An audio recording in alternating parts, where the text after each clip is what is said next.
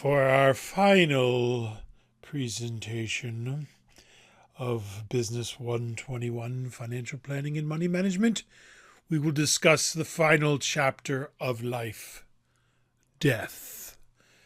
Why? Because, as we've learned, the two things that are certain in life is death and taxes, and we've already done taxes. Now's the time to do the death thing. Well, we don't call it death planning. We call it estate planning. Doesn't that sound nicer? What is your estate? Your estate consists of your possessions, everything you own. An estate plan is how you set up to administer and distribute your property during your life. Those are called gifts. Or after your death, and those are called inheritances or bequeathments. Estate planning is not just for the wealthy, folks. If you own a home, especially in California, or if you have children, you need estate planning. Now, let's get something out of the way, all right? Nothing in this presentation is meant to be construed as legal advice. I'm 3 years of law school and 1 bar exam from being able to give legal advice in the state of California. How long is law school? 3 years, right? And if you take business law here at Southwestern Community College, you know a whole lot more than me because my business law professor was drunk all the time. So anyway, he once gave us the wrong exam. We were all looking at each other like, wait a minute, this doesn't look right. And he go, oh my goodness, I guess I gave you the wrong exam. Anyway, so go take Business 140 and learn a lot about business and law. But still, leave the legal advice to the professionals. Estate planning includes both building your estate, what we've been discussing all along, the accumulation phase, and then transferring your estate upon your death. And also in this chapter, I hope you will take in the distribution phase. We discussed the distribution phase, and you've built up your nest egg. Now, how do you draw it down? And remember, stay away from annuities. They sound exciting, right? Guaranteed mediocre, horrible results. Slide number 38. Most people give little or no thought to putting their personal and financial affairs in order for their families that survive them. If you have a child, at the very least, you need to name a guardian. Don't expect that the person you think is going to become the guardian becomes the guardian. If you don't name them, the court decides for you. And then the distribution of your belongings. The demands of daily living can keep people from thinking about death. Plus, it just ain't fun to think about your own mortality, is it? Plan now while you are in good health. Many people procrastinate until some life-threatening illness or near-death accident scares them into acting. Estate planning is especially important for non-traditional households and businesses. Unmarried partners, partners in a business, gay relationships are recognized by the government. You can get married and have the same rights and responsibilities that other people have had for, however long. Marriage, I have a hard time believing this, but it's over 1,000 rights and responsibilities that you get when you get married. I couldn't name that many, certainly couldn't name half that many, but the lawyers can tell you all the different rights and responsibilities you get when you get hitched up. Slide number 40. There are jokes along that ride. Yeah, remember we talked about how the single women are happier than the married women and married men are happier than single men? Yeah. Okay, hire a lawyer, or should you go it alone? Slide number 40. Well, what did we say about taking out your own appendix? Yeah, I know. The lawyers have us over a barrel. Wait till you see the one we're going to talk about today with probate, how they get us coming and going. But before there were lawyers, how did we settle disputes? Pistols at dawn, swords. Yeah, I'll pay the lawyer $200 an hour to deal with. I don't want to get shot at. Okay, now if you want to have a lawyer help you in the state of California, and you believe you do need one, you're going to pay probably upwards of $300 to $500 for a will. But if you really need the lawyer, you're probably going to want to get a trust, which is going to cost you anywhere from $1,000 to $1,500, give or take. So why would you need a will? Why would you need a trust? Wait till we get to that in our discussion. But you're going to need one or the other. Well, again, the lawyer will decide, not me. This is not meant to be legal advice in the state of California. Yes, it's just telling you that's what you can expect. Should you go it alone? Well, there are books, software, pre-printed forms, websites to help you do it. And, if you don't have kids, if you don't have property, have a lot of assets, how much, we'll see later, it's $100,000 worth of gross assets, then you can probably use one of these No-Lo, which is actually a very good website. LegalZoom, I like that name. H&R Block's getting into the act. Do your own will, and there are others. So don't go it alone, dear students. Get a good lawyer. I can give you a good referral, and there are many good lawyers out there, and there are many not so good lawyers, just like there's many not so good doctors and teachers and fire department people and all that stuff. Everybody, you get a good referral. What does estate planning involve? Slide 41. We're going to create, review, and update the will, trust, etc. on a regular basis, especially if you get married, divorced, or move to another state. Now, this document called a codicil, I don't know why they call it a codicil. Why don't they just call it an amendment? But they call it a codicil, so it's all going to be on the exam. But it's just a document used to amend an existing estate document. Usually, depending on what happened, they're going to do it all over again anyway. You're going to need to name an executor. We'll discuss the executor in just a minute. Consider creating and managing a trust or trusts. Most all Californians, once we've entered the benevolent machine and we're trading our life for our paycheck for our mortgage, would benefit from a trust, but you let the lawyer decide that. It's not meant to be construed as legal advice. We'll discuss a letter of last instruction, which is really not a legal document. It's just something to help people deal with all the minutiae and details of your life after you're gone. Organize current financial records and documents and let family members know where they are. And how do we do this? Remember our net worth statement? There you go, folks. The net worth statement becomes the inventory of your estate. Make sure the account numbers are there and the phone numbers and who to call for certain things. Financial investments, retirement accounts, the home, any other real estate, any business interests, insurance policies, so they don't find 7 years later that, oh, you had an insurance policy for $50,000. Antiques, arts, collectibles. Be careful. The relatives have a tendency to swoop these things up. And then, of course, all your important documents.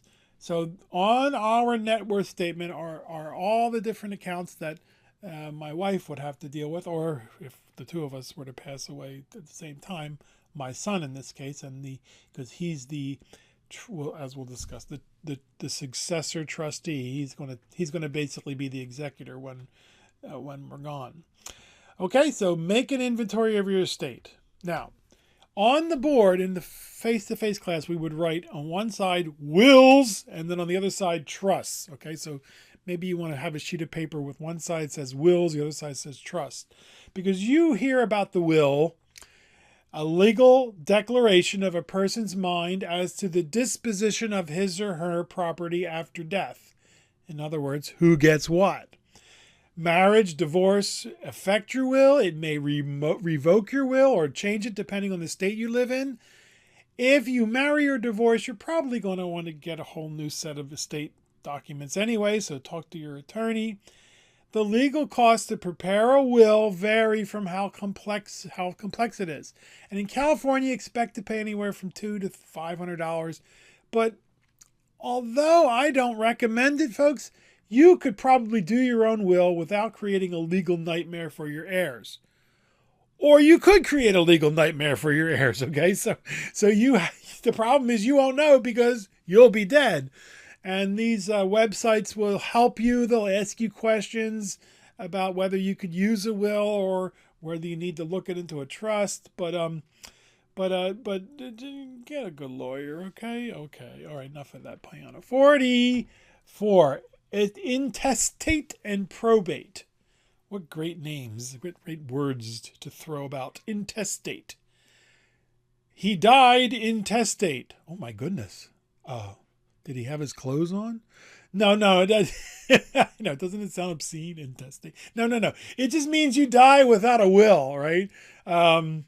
If you die without a will, what happens? Right, the state of your residence decides what your will is going to be.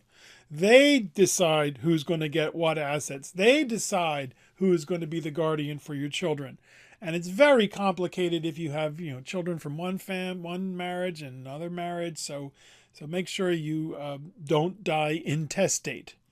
And then the probate court validates the will, makes sure your debts are paid, and make sure that the items go to who they intend to go. But probate is a process that many of us, in not all states, but especially California is one of them, we try to avoid at all costs. And that's how we're going to do that. We'll discuss it later. We do it with a trust. So we'll discuss how we avoid probate, or how lawyers help us avoid probate by using a living trust. Okay? But just know that probate is, in California at least, something we want to avoid. Slide 45. Now, in the case of a will, you want to choose an executor. The executor executes the provisions of the will. Before you name somebody, talk to them first. Are they capable? Are they trustworthy? Are they willing to accept this big responsibility? It's a serious responsibility, and it's an even more serious task choosing somebody. You can choose co-executor. You can have your attorney or a trust company be one executor, and their family member and the other co-executor. And you can have them run around and pay them $50 or $75 an hour to do the work. And then the lawyer, the attorney, or the trust company, or the attorney for the trust company will make sure that the important tasks are done correctly at $250 an hour. Make sense?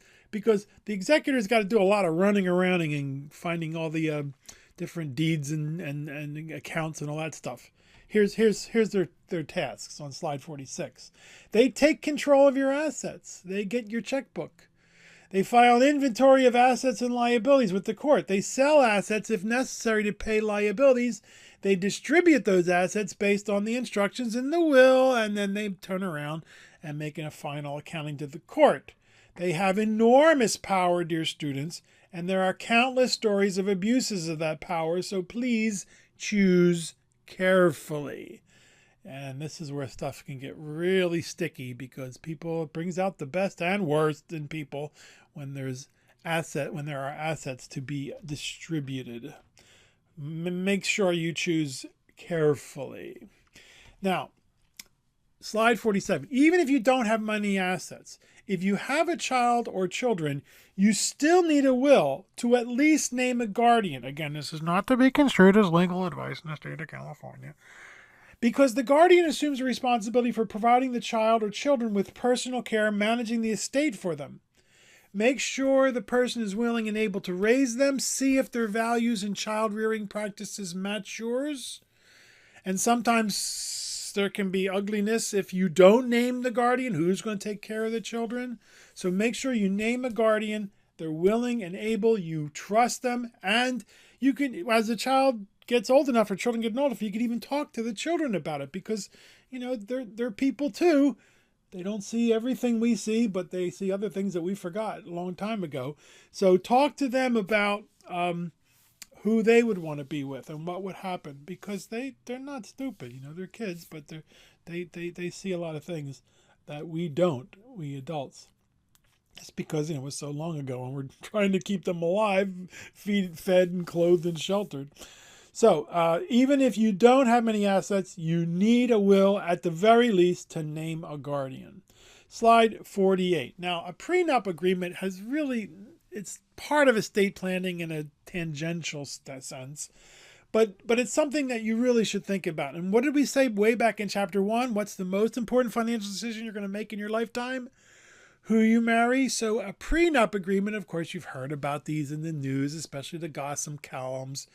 They waive rights to each other's property that was acquired before the marriage. And essentially what you're doing is you're agreeing on a settlement before you get married in the case of you divorcing, which is not something you want to talk about when you're thinking about marrying somebody. What happens if we get divorced? But it's very important for couples who already have children or assets or both. At least talk to a lawyer about the advantages and disadvantages of a prenuptial agreement before getting married. And if your would-be spouse refuses to even discuss a prenuptial agreement, that should serve as a disturbing omen. Don't say I didn't warn you, right? Well, I want these words to be ringing in your ear as you're walking down that aisle. This is the most important financial decision I will make in my life. Well, actually, dear students, it's the most important financial decision at all. What was, I think it was Socrates, 2,500 years ago said, you will only make one decision in this life, to marry or not. And you'll regret either one. Anyway, slide number 49, a living will. Well, you still hear people calling it living will, but you hear more and more advanced healthcare directive, which I guess is a better title. Advanced Healthcare Directive. What's going to happen before I'm in trouble? It provides for your wishes to be followed if you become so physically or mentally disabled that you are unable to act on your behalf. What's the term? Persistent vegetative state. Discuss your living will with those close to you. Sign and date it before 2 witnesses. Give copies to those close to you. It requires careful thought. Actually, no, it's a no-brainer. I'm sorry, I couldn't help myself. You're going to get one of these when you do your estate planning documents because the lawyer's just going to throw them in there.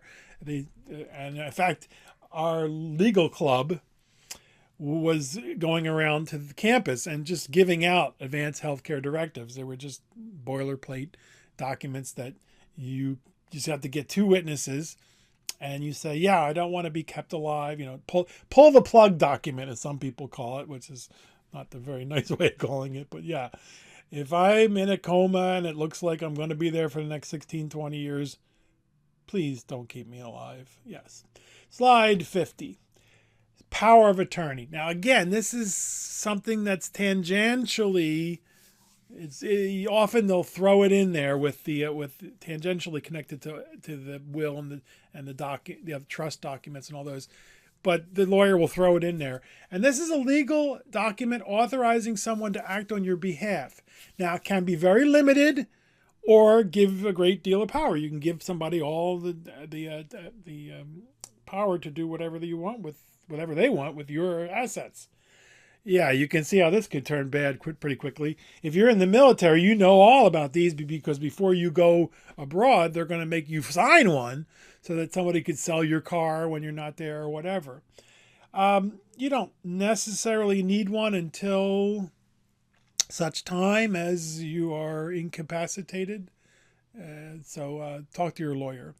Now, the durable power of attorney for healthcare is something something akin to the Advanced Healthcare Directive that allows somebody to make decisions on your behalf should you become disabled or incapacitated in a healthcare sense.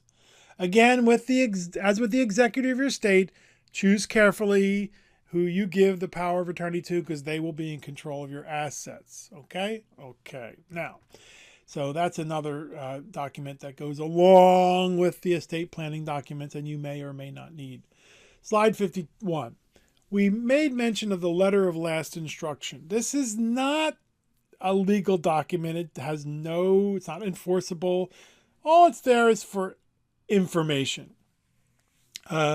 You should include your funeral preferences, who do you want notified, where are certain things, assets and debts, and who gets personal effects that are of little value. And for example, my father we had the same, I'm actually a junior, believe it or not, so we had the same first name, but I never used junior. He had this wonderful little, beautiful little business card holder. And so my aunt, who was the executor, his sister, gave it to me personally and didn't have to, go through the legal documents at $200 an hour. So if you have a nice lamp that your cousin likes or whatever, you can just give it to them. Don't bother the courts with something like that. Cool. That's the letter of last instruction.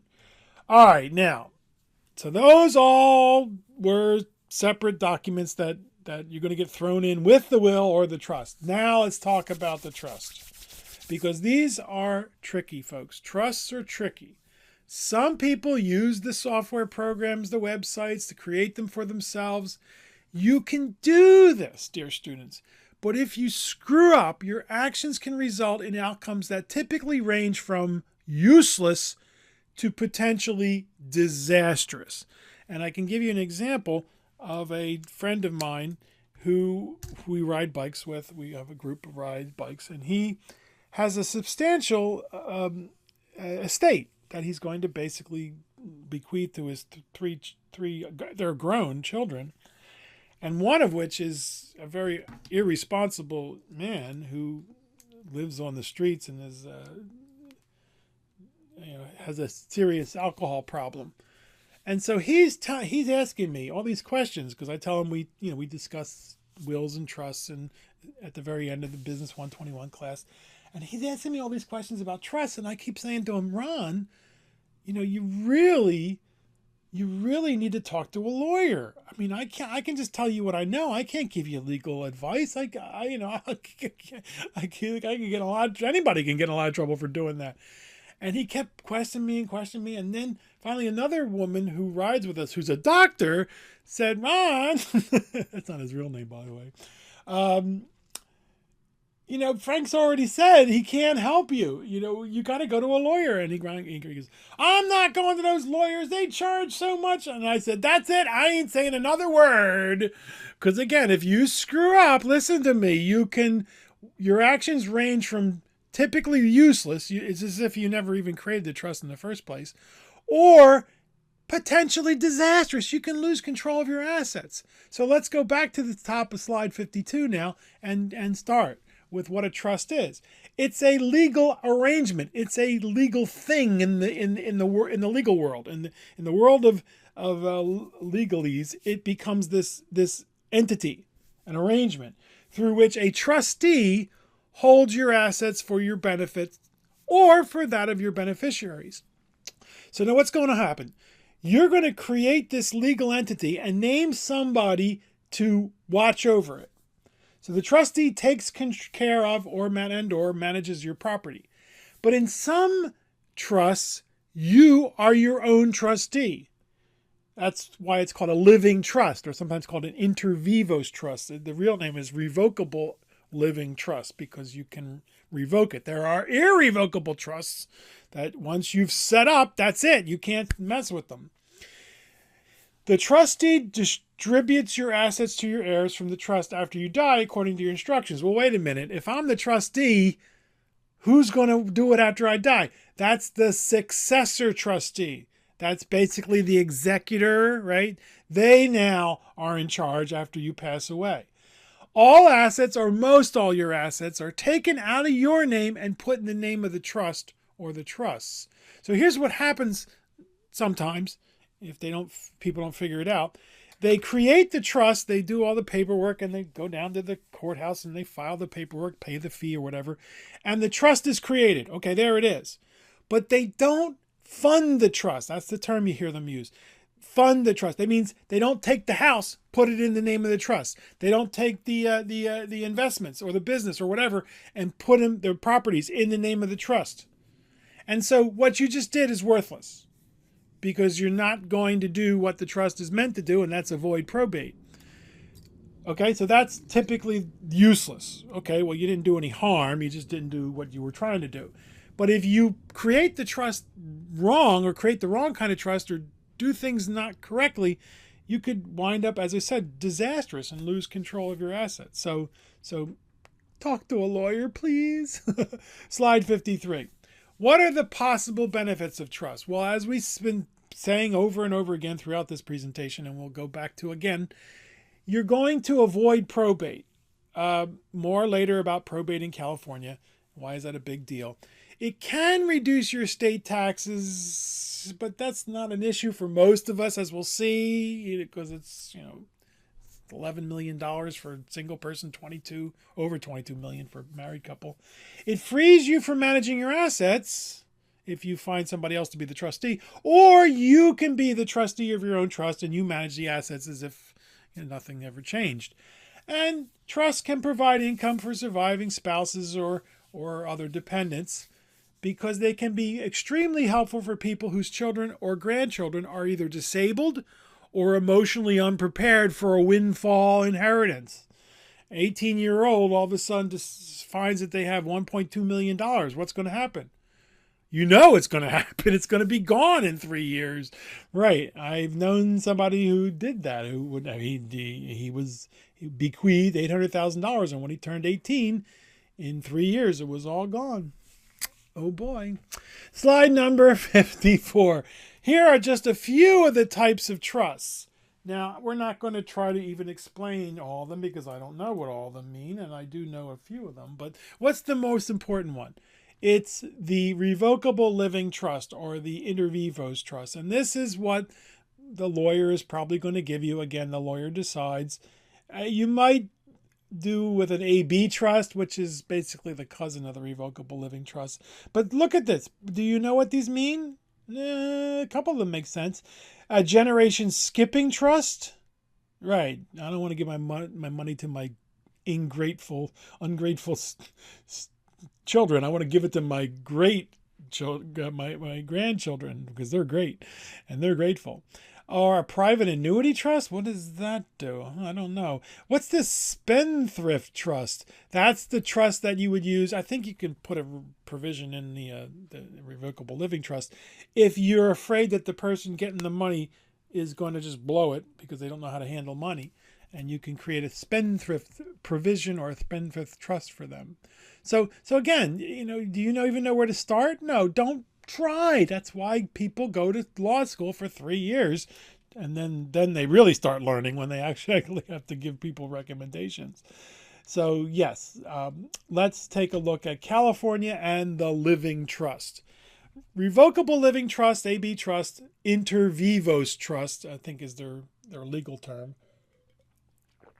Inter vivos means while you're alive. Are used to avoid probate and in some cases reduce state taxes. If you're a California resident who owns property or has any substantial net worth, your estate will most likely benefit from some sort of living trust, not to be construed as legal advice in the state of California. Figure you're going to spend at least $1,000, maybe $1,500. You still see the advertisements for $495, a living trust, no further fees. I don't believe it. I think that's just to create the trust. Then you want it funded? Oh, we're going to charge you more for that. But I don't know. I never did that. I never dealt with one of these people who still in the newspapers offer a $495 living trust. And of course, if you go online to nolo.com or Do Your Own Will or LegalZoom, they'll set you one up for a whole lot less than that. You've got to run around and do all the legwork. You've got to file the papers and do the quit claim deed, whatever that means. Move the money, your house into the trust. Yeah. Please do not try to do your own trust. Why? Let's say it again. If you screw up, your actions can result in outcomes that range from useless to disastrous. Enough said. Here are the probate costs in California. So it starts at $100,000. We really should put down $100,000. But let's say you have $200,000 gross assets, not net asset. Yeah. $200,000. Well, you can't even buy a doghouse for $200,000 in California. Let's say you have a house that's worth about $500,000. If you don't do anything, the minimum probate fees for a few hours worth of work for the lawyers is $26,000. You see why we say you need a trust? Possibly, probably, if you have right, exactly, and if you have the living trust set up correctly, your probate fees are zero, assuming you find a good lawyer to set up the trust correctly. Yes, we, as we're alive, have to spend $1,000, $2,000 for a trust so that our heirs are not hit with a $26,000 probate fee. Yes, I know. That's why there's all kinds of jokes about lawyers, because people get upset with the lawyers, but the lawyers make the laws. They are the ones who decide, and so we're skunked. We're, again, do you want to go back to Pistols at Dawn? I don't think so. Slide 57. Okay, let's talk about taxes with regard to estate planning. Now, this, for the vast majority of us folks, will never be an issue. Never. The federal estate tax simply has an exclusion that simply says, most of you people out there are never going to have to worry. It's the billionaires who have to worry, and they're the ones who've been paying some certain politicians to try to get rid of the estate tax. There are some states that have an inheritance tax along with it. California's not one of them. And then there's a gift tax, huh? Well, to get around the estate tax, some very wealthy people would give their assets to their heirs before they died. And so this Fed said, well, okay, now wait a minute. Now, you can't really do this. So if you give more than $15,000 per year per person, you give the $15,000 to as many people as you want every year. If you're married, you can double that. But if you give more, then you have two choices. One of which you won't understand until we get to it, and that is reduce your federal exclusion for the estate tax, or pay the estate tax now. Most people just say, no, I don't want to pay the tax now. I'll reduce my exclusion. And you'll see that exclusion is very, very generous. What did we say about tax avoidance versus tax evasion? As we talked about in chapter 10, some insurance agents will try, if you're in this lofty position where you have millions of dollars, tens of millions, will try to use whole life policies as a way to get around that. And the IRS catches you. Well, you won't know because you'll be dead. It doesn't happen until after you die. If you're really in this situation where you have millions of dollars, it's time to start giving back to the community. I wish I should go find it and put it in this chapter. A gentleman who was a billionaire, and he said after he retires, he's going to work to give it all away. And he's finally given his everything except for $2 million. He's given hundreds of millions of dollars away, $1 billion away. And now he's at age 90 and he has $2 million left to keep him for the rest of his life. So pretty cool, huh? Yeah. It's very different than some families we know. Okay, this is the bugaboo. If you did not do good estate planning and you are in this situation where you have tens of millions of dollars, you might find that your heirs have to sell assets. They trot out, the Republicans mostly, I apologize, but it's the Republicans who do it. They trot out this example of somebody who has this farm's been in this farm has been in the family for generations, and now they have to sell the farm to pay the estate taxes. Wrong. I don't know. Unless the land is worth tens of millions of dollars, they're not going to have to sell the farm to pay any estate taxes. They're just not going to be hit with them. Because here it is, folks. In 2017, the exclusion was almost $5.5 million, and then they tried to kill it. The Republicans tried to kill the estate tax in 2017, but instead were only able to double the exclusion. You might hear of Susan Collins. She was really big on not getting rid of the entire exclusion, but just, okay, we'll double it. So in other words, if you're single in 2020 and you have less than $11,580,000 in assets, it goes up every year with inflation, then you don't pay any estate taxes whatsoever. However, if your assets are more than that, then you're going to start getting hit with the estate tax, which I think starts at 28% and then goes to 35 and then goes to 40. And why do we have an estate tax? Some people say, it's mine. Should I be giving this to the government? Look, as we said back in chapter 3, you're not alone. This is society. Taxes are the price we pay to live in a civilized society, and this society has helped you, has created an environment where you have created a whole lot of assets. It's time to give back.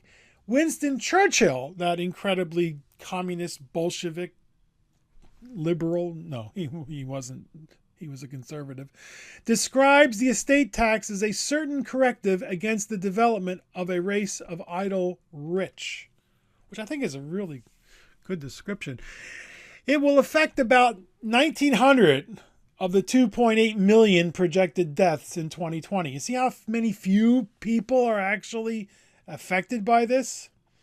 And this quote is wonderful. It's attributed to a gentleman by the name of Alberto Moravia, but it's also attributed to Charles Lindbergh. I don't know who said it. You decide. Our ideals, laws, and customs should be based on the proposition that each generation in turn becomes the custodian rather than the absolute owner of our resources. And each generation has an obligation to pass this inheritance on to the future. There was a tribe that had the 7th generation. In fact, now you see there's a brand name called 7th Generation, where they said, I'm here because what 7 generations before me planned for, and I am planning now for 7 generations after me. So that's a great way of thinking about our possessions, right? They're not really ours. We're the stewards. We're taking care of them to pass them on to the next generation. I like that. So are you going to be affected by the estate taxes? I don't think so. But if you start a business and all of a sudden become super wealthy, you'll have plenty of lawyers to help you, okay? But most of us, no. 59. Speaking of inheritances, the greatest transfer of wealth in the history of the world will begin shortly. Over the next 50 years, $41 trillion will be passed through 3 generations. $6 trillion in taxes, but only a small number of states will be affected. Many of these are in the tens, now hundreds of billions of dollars.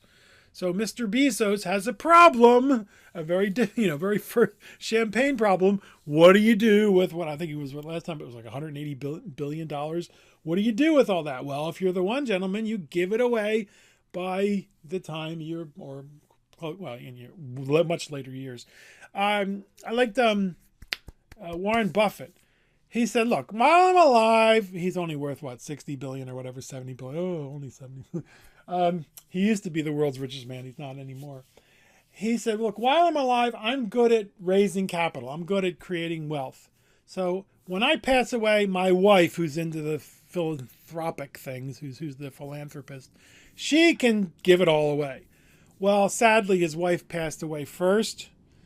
And so he said, okay, I'll give it away now.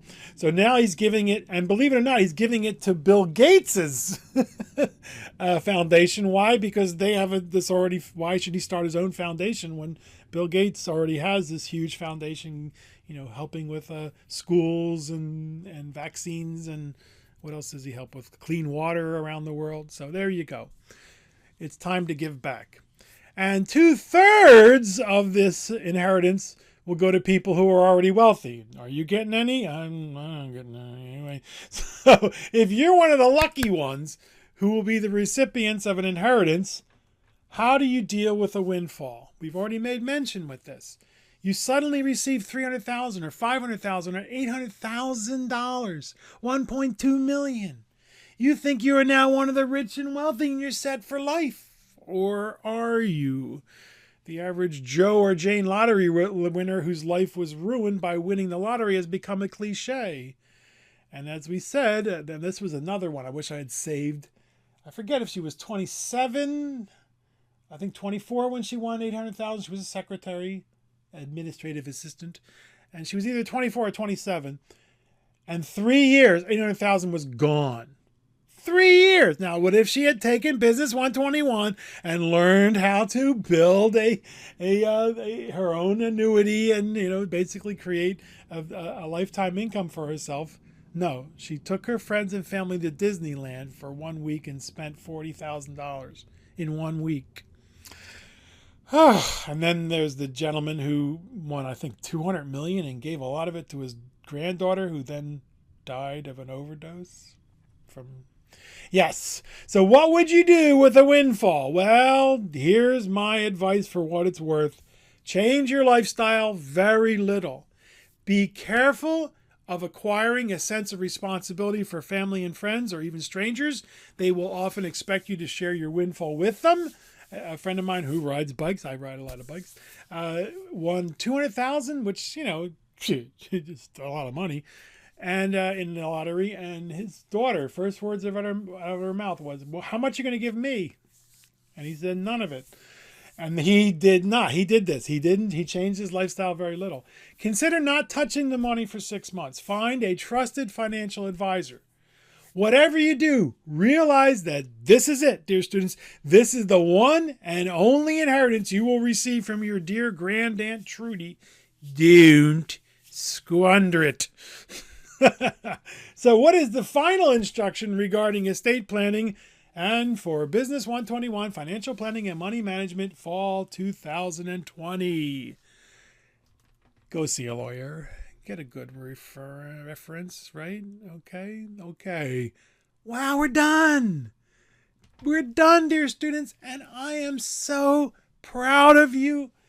I am so happy that you've made it with us through COVID and through the election and what else. Many of you are, lost your jobs and oh my goodness, and getting the kids to sit still while they're on Zoom watching their teacher who's trying to keep yeah, you've done it. Congratulations. I'm so proud of you, and I am humbled and honored to have been your instructor along this journey, because I like to begin at the end and end at the beginning. Do you remember this slide from chapter 1, our very first slide? It is a gloomy moment in history. Never has the future seemed so dark and incalculable. The United States is beset with racial, industrial, and commercial chaos, drifting we know not where. Of our troubles, no one can see the end. It was written in 1847. But as we've seen, I want to give you a different perspective. It is a fortunate moment in history. Never has the future seemed so bright and promising. The United States is the most racially diverse, industrially strong, and commercially prosperous nation in the history of the world. Of our continued success, no one can see the end. Who said this? Me! No! Thank you all for a great semester. Don't be a stranger. Please come visit us again. We wish you all the best of luck and success. We love to hear how our students are succeeding. And, assuming I'm alive still, Wonder Professor will be there. You can always come back and oh my goodness, now I need life insurance. Let's go look at that chapter 10 presentation again. Okay? Because all of us at Southwestern are incredibly grateful, honored, privileged that you've been here. And now it's your turn to evaluate me. There'll be an anonymous web doohickey, or whatever you want to call it, called Padlet. And you can just write what you feel. I have some questions for you, but you don't have to go. You can just evaluate me in any way, shape, or form. Any part of the class, the assignments, the presentations, the commentaries, the answer keys, anything that pertains to the class that you believe would make it a better class. Cool? Because as we said, we wanted this to be the best class you've ever taken. We've done our best to make that true, and we hope that this class is one of those classes. I know for me, I can remember a few classes that 10, 20, 30 years later, I looked back on and said, that this class really helped me in this crazy, scary, joyful, absurd, bizarre, sad journey that we call life.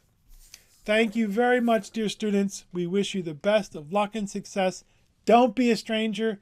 Come visit us again. You know how to get in touch with me.